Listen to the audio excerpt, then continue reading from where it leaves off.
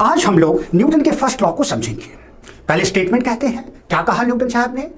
उन्होंने कहा an object at rest will remain at rest, an object in uniform motion on straight line will remain in uniform motion on straight line unless and until some external agent disturbs it. क्या मतलब है बच्चे?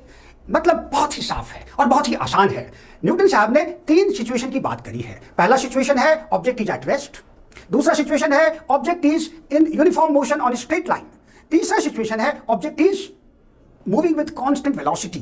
तो आपको इस तीन situation में से यदि कोई भी सिचुएशन मिलता है तो उस तीनों सिचुएशन में नेट एक्सटर्नल फोर्स जीरो है, एक्सेलरेशन जीरो है। इस तीन सिचुएशन से हटके कोई भी चौथा सिचुएशन होगा उसमें नेट एक्सटर्नल फोर्स जीरो नहीं होगा बच्चे। तो आपको इस तीनों सिचुएशन को समझ लेना है। Object is at rest, object is moving on straight line with constant speed और object is moving with constant velocity. ये तीनों सिचुएशन न्यूटन के फर्स्ट लॉ का सिचुएशन है और आपको ठीक प्रकार से आइडेंटिफाई करना है बच्चे।